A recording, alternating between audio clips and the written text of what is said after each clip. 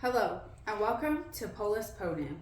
Those of you who may be familiar with the old world will recognize that we inhabit the area formerly known as Iceland.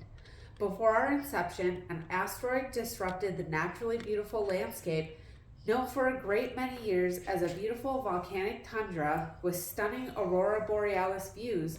It is now tainted with toxic sulfuric acid fumes and very fine ash, which makes the sun and the moon appear crimson red. Polus Ponou has a representative democracy in which the goal is to provide order and stability and to be as resourceful as possible in eliminating waste and caring for our citizens. We dedicate as much as we can to try and stabilize the environment and make being outdoors as safe as we can.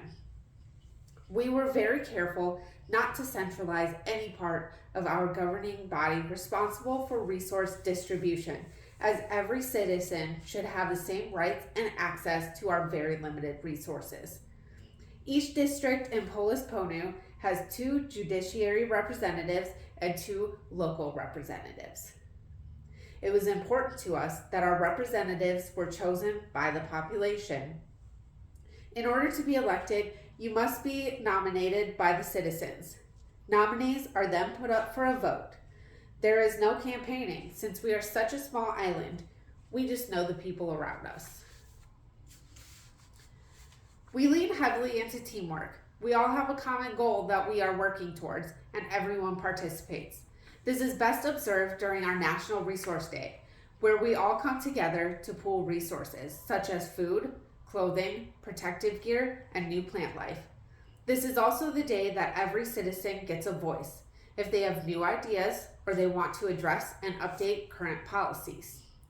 We also utilize what is called a sunset clause, which means that any policies that are not voted to will expire, and that keeps our Constitution fresh and updated. The asteroid took a lot from us, and we as a nation have decided to rise up from the ashes and make the best world we can with what we have. We believe every individual has the right to feel safe, secure, and thrive in their lives. And that is why we dedicate our government almost entirely to distributing resources, finding new resources, and attempting to create new resources.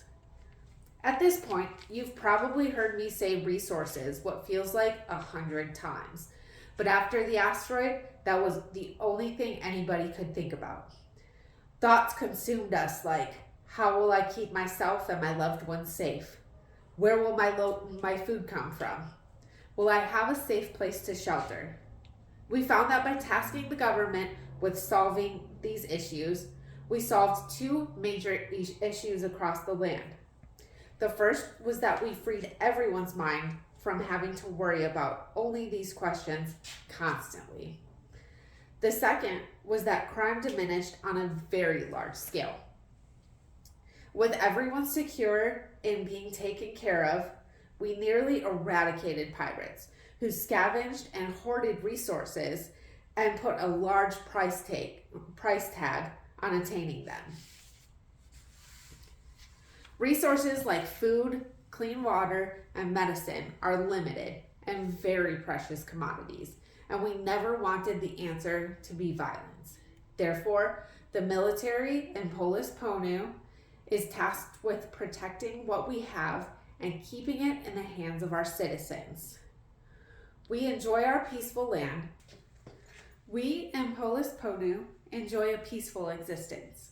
In an attempt to keep the peace, we deployed diplomats to neighboring countries in an attempt to learn new technologies, trade for a larger variety of resources, and establish excellent relationships with those around us.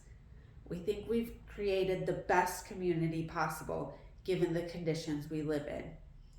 While we will always remember the old world, we try to focus in the new world. We truly hope you love Polus Ponou as much as we do, and you feel safe and secure just like us.